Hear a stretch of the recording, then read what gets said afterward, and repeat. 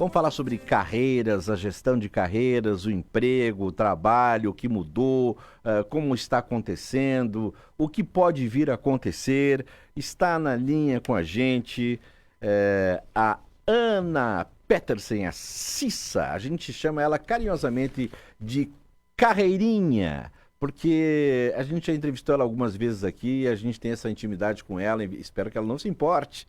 Ana Cecília Petersen, ela é psicóloga, especialista em carreira, atua como supervisora de gestão de carreiras na PUC-RS. Carreiras, possui mais de 10 anos de experiência na área de psicologia organizacional, envolvida em gestão de carreira, recrutamento e seleção, treinamento e desenvolvimento em empresas de agronegócio, educação e consultoria de recursos humanos.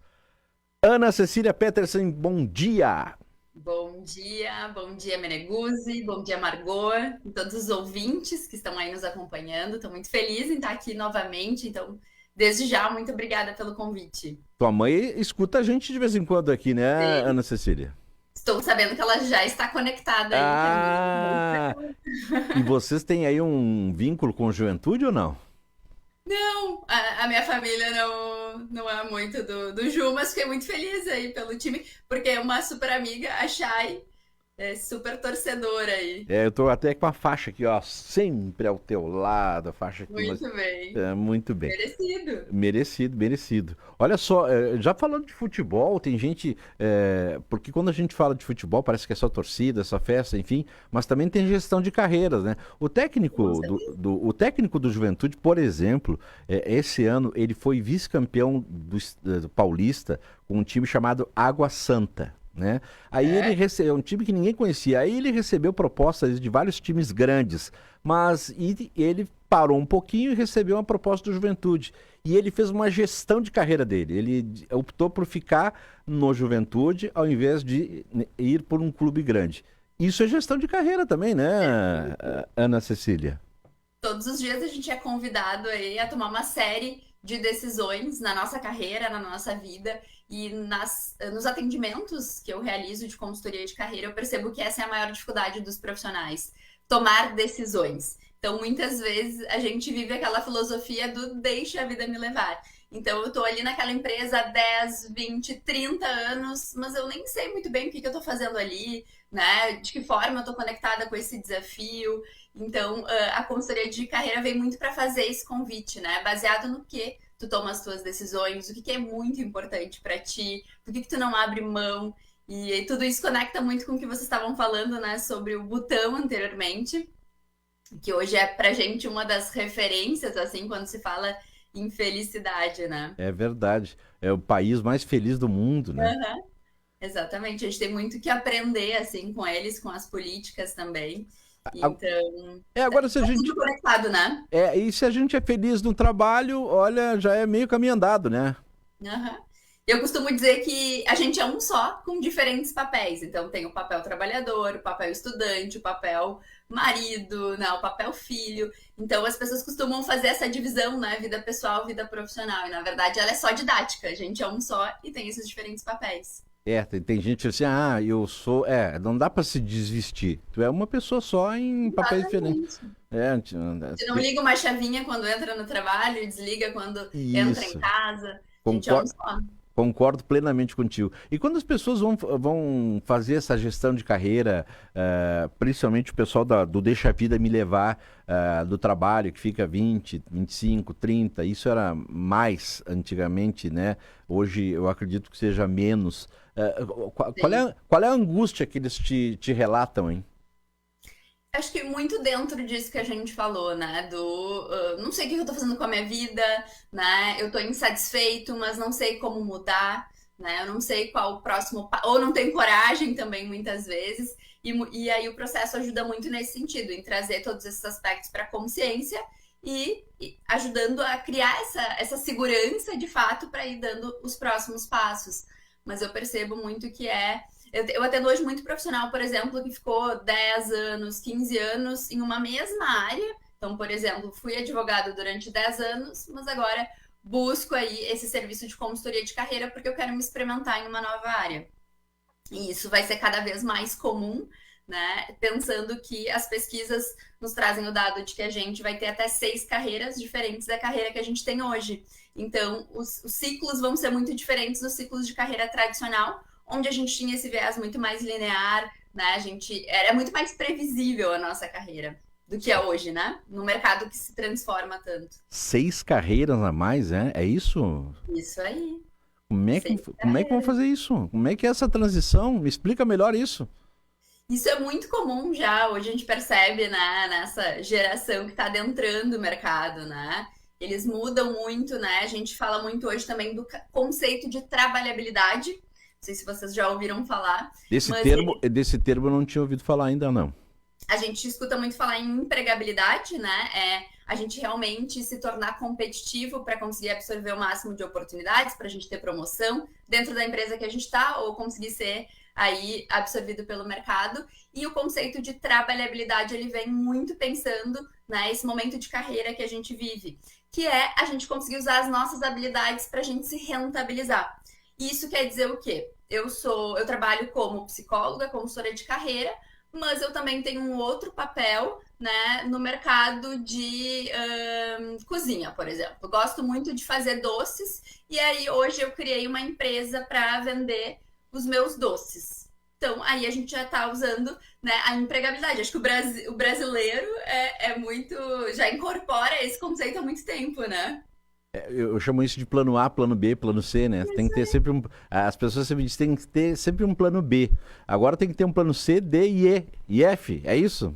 É isso, eu sempre falo para os meus clientes, né? A gente tem que ter plano A ao plano Z quando se fala de carreira, porque quando que a gente pensou, né, que a gente teria uma pandemia? Essas são coisas que a gente não controla, né? Então a gente precisa realmente pensar em diversas possibilidades mesmo. E até pensar de que forma isso vai me satisfazer como profissional, de que forma eu vou conseguir também, né, me rentabilizar e através disso, né, alcançar os meus sonhos. Então, essa é a ideia aí do conceito de trabalhabilidade. Então, se percebe muito essa geração já usando muito disso.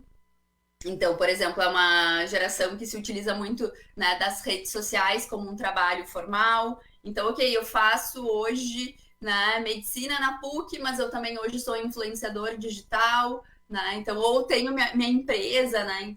Pelos alunos que a gente acompanha, eles têm muito esse perfil hoje, assim, né? Muito empreendedor também.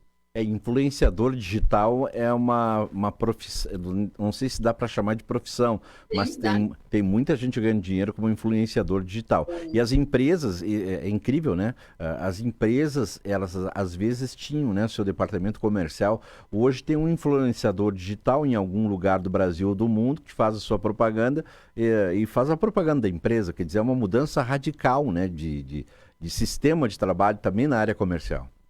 Exatamente, né? E a gente viu muito impacto disso na televisão, então antes as propagandas aconteciam ali, e hoje a gente tem pessoas reais fazendo esse movimento, pessoas que a gente acompanha no dia a dia. A gente se percebe até as empresas se utilizando disso também, no sentido de, ao invés de eu trabalhar a minha marca empregadora, eu faço com que a Ana, que trabalha no PUC Carreiras, realize esse movimento, falando do PUC Carreiras, como é a minha cultura. Então, isso tem sido muito utilizado também aí no mercado. Aliás, nós te descobrimos através das redes sociais, né? Exatamente. Hum. Tem um poder muito grande hoje. Acho que ela consegue encurtar muito caminho também, acelerar os movimentos. Mas é sempre algo que eu trabalho muito nas consultorias também, né? De que a gente precisa preservar a nossa identidade, né? A gente não pode querer replicar um padrão do que existe ali, né? Porque isso não é congruente, né? E é difícil até se sustentar isso também, né? Bom, nós estamos conversando aqui com a Ana Cecília Petersen, que é psicóloga, especialista em carreira, supervisora de gestão de carreiras da PUC-RS Carreiras e que possui mais de 10 anos de experiência na área de psicologia organizacional. Você falou em trabalhidade. A gente falava em empregabilidade, né? E falou também de quem está no mercado de trabalho, da competitividade, da busca de promoção, de se rentabilizar. Mas isso não torna um pouco o novo trabalhador, aquele que está no mercado de trabalho também um pouco mais estressado, mais angustiado em querer conseguir esses espaços? Como é que se faz esse equilíbrio, hein, Ana Cecília? Em alguma medida, penso que sim, né? E por isso que hoje, né, como tendências aí para 2024, a gente tem o profissional de saúde mental, né, para realmente, como realmente, né, alguém aí no topo da lista, como áreas que realmente vão aí estar em destaque. Então, eu concordo contigo, acho que esse movimento ele existe, né? Tanto que a gente tem aí o burnout muito presente na realidade de muitos brasileiros também, porque é um dos países mais ansiosos, então isso acaba também impactando aí na nossa jornada como trabalhador. Mas, por outro lado, né, eu entendo que também se cria um espaço muito maior para a gente fazer aquilo que dá sentido para a nossa existência. E esse é o meu grande propósito, né? Que as pessoas consigam se conectar com o seu trabalho com leveza, com felicidade. Quando a gente fala de carreira, não precisa ser algo pesado, algo que desperte essa ansiedade. Então, quando a gente se conhece, a gente consegue lidar muito melhor com os desafios que a gente tem, né? Seja na nossa vida pessoal ou no nosso trabalho. Então, eu entendo que o grande pilar para a gente não viver nesse estresse, né? Não ter um burnout, é a gente de fato se conhecer, conhecer quais são os nossos limites e o que dá sentido para essa nossa existência também. Nós estamos num período que os psiquiatras, psicólogos, terapeutas realmente estão sendo muito procurados, né? Até eles estão procurando, né, para se tratar, porque a saúde mental realmente os problemas afetaram todo mundo, né, Ana Cecília? Sim, e a internet colabora muito para que isso aconteça também, né? Então, além de toda essa cobrança que a gente tem, pensando no mercado de trabalho, de ter que estar sempre se adaptando a novos cenários, então isso acaba, em alguma medida, também, né, despertando essa ansiedade. A gente tem a internet, onde muitas vezes, né, quando a gente não está ali conectado, a gente sente que está perdendo alguma coisa. Então, isso acaba impactando aí muito na nossa saúde mental também. Qual é a postura que um jovem ou qualquer pessoa tem que ter quando vai fazer uma entrevista de emprego? Porque eu conheço um adolescente que foi numa entrevista de emprego, tinha uma câmera aí na empresa, ele estava deitado no sofá olhando o celular, né? Já não foi admitido na hora, o pessoal já estava olhando ele ali. Mas isso Nem fez a entrevista. antes da entrevista, o pessoal já pode olhar teu celular lá fora. Isso é um exagero, mas de qualquer maneira, qual é a postura que as pessoas têm que ter? E hoje, até mesmo a dúvida dos nossos ouvintes aqui que mandam, como é que se faz um currículo? A geração prateada fazia de um jeito. Como é que é um currículo hoje? Como é que é uma disputa de vaga de emprego? Porque tem pessoas que não conseguem conectar, né? Tu não fala mais com pessoas, tu fala com máquinas. Exato. Então, como é isso hoje? Como é que tem sido Bom, tratado isso hoje, Ana? então, sobre processo seletivo e entrevista, eu sempre digo que o que mais me brilha os olhos quando eu estou entrevistando um candidato é essa postura positiva, essa energia. Então, muitas vezes a pessoa chega no processo seletivo ali com uma baixa energia, ombros caídos, e isso, né? Bom, eu vou querer contratar essa pessoa para o meu time, né? Não, a gente vai querer realmente, né? E vai despertar um maior interesse nessa lógica, postura positiva. Além disso, o que eu percebo que acaba sendo uma grande dificuldade dos profissionais e que acaba impactando no resultado dessa entrevista é o autoconhecimento. Então, eu te pergunto, então tá, amigos, me conta, né? Quem tu é, quais são as tuas características? E aí as pessoas me falam, mas é muito difícil para mim falar sobre mim. Então, como que eu vou contratar uma pessoa que ela tem esse discurso, né? Então Ela não já sabe começa, quem ela é. se tu entrevistar uma pessoa, tipo, olha, fala um pouco de você aí, conta as tuas características. Se a pessoa disser, eu não sei muito falar sobre mim, bom, já começa negativo, já um ponto negativo, é isso, né? Já me desperta uma insegurança do tipo, bom, quando tiver desafios aqui na empresa, quando ela tiver um embate com algum colaborador, como que ela vai saber como ela vai lidar, né? Como vai ser para ela navegar aí nesses desafios se ela não se conhece? Então, para mim é um requisito importante aí essa questão do autoconhecimento e até para a gente evidenciar para aquele recrutador como que a gente gera valor hoje para essa organização. Então, e eu percebo que é muita falta de preparo. As pessoas não estudam sobre o currículo delas, porque, óbvio, né? Eu vivenciei essa história porque eu vou estudar para essa entrevista. Mas muitas vezes está tudo aqui no campo das ideias e o que falta é a gente realmente treinar para nomear tudo isso para o outro. Porque é óbvio para a gente, mas para o recrutador que está ali, não é. Então, sobre entrevistas, eu entendo que esse é a maior dificuldade das pessoas, assim, no geral. E sobre currículo, tu trouxe uma coisa muito importante, que é a interface da tecnologia nos processos seletivos. Então, hoje, quando a gente fala de um LinkedIn, quando a gente fala da GUP, que é uma ferramenta aí muito utilizada por grandes empresas para fazer recrutamento e seleção, a gente fala, né, do robô fazendo essa triagem de currículos. Então, eu posso ter o meu currículo na plataforma perfeito, mas se ele não tem o que a gente chama de palavras-chave que conectam com a vaga, o robô nem vai considerar o meu perfil. Então, sempre antes de eu me aplicar Tem uma isso também, as palavras-chave. isso aí. O Então, robô, sempre o robô analisa essas palavras-chave, então tem que saber muito bem, tem que ter autoconhecimento mesmo, né? é. E também um olhar de mercado, né? Eu vou lá no site e olho, bom, essa vaga está divulgada dessa e dessa forma. Então, tá, o que eu posso ajustar no meu currículo para me tornar ainda mais competitivo para essa oportunidade? Porque às vezes a minha experiência profissional é exatamente aquilo que a vaga precisa, mas com palavras-chave diferentes. Então, eu vou lá e faço esse ajuste. Então, hoje, muitas vezes, um candidato até chegar em um recrutador, a gente fala de uma quinta, quarta etapa, né? Nesse processo anterior todo é o robô. Então, o robô tria esses currículos, passou essa etapa, ele vai para um teste de inglês, teste de lógica, ou até uma análise de perfil comportamental. Foi para essa etapa, manda o vídeo currículo também, que hoje é muito utilizado também nos processos seletivos. E aí, por fim, vai para a entrevista. Então, quando esse candidato chega para o recrutador, ele já está muito bem triado, né? Meu Deus do céu, é a quinta, sexta etapa é o recrutador, o resto é tudo robô. Antes é tudo robô. Tudo robô. Uhum. Caraca, eu sou da geração prateada mesmo. É isso. E hoje as pessoas comentam muito assim, que saco, né? Tenho que ir lá fazer um vídeo currículo, tenho que preencher o meu cadastro nesse site. Mas é parte dos movimentos de mercado, né? E tem até um sistema de lógica aí. O pessoal já desiste, eu já desistiria na segunda etapa, viu, Ana? Isso é muito comum, assim, as As pessoas não pessoas. têm paciência, né? Tipo, tem isso, porque tem.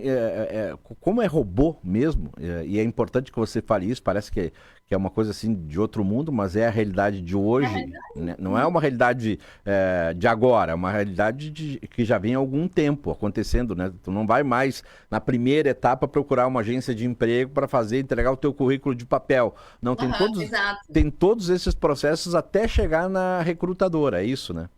Isso mesmo. Mas óbvio, temos hoje, né, esse viés bem tecnológico no processo, mas em contrapartida hoje, o que mais, né, faz com que os profissionais consigam ser absorvidos na empresa é o networking, né? É a rede de contatos. Essa é a rede que mais emprega. Então, especialmente, né, em um perfil hoje, né, pensando cultura de Caxias, hoje tem muito impacto a indicação.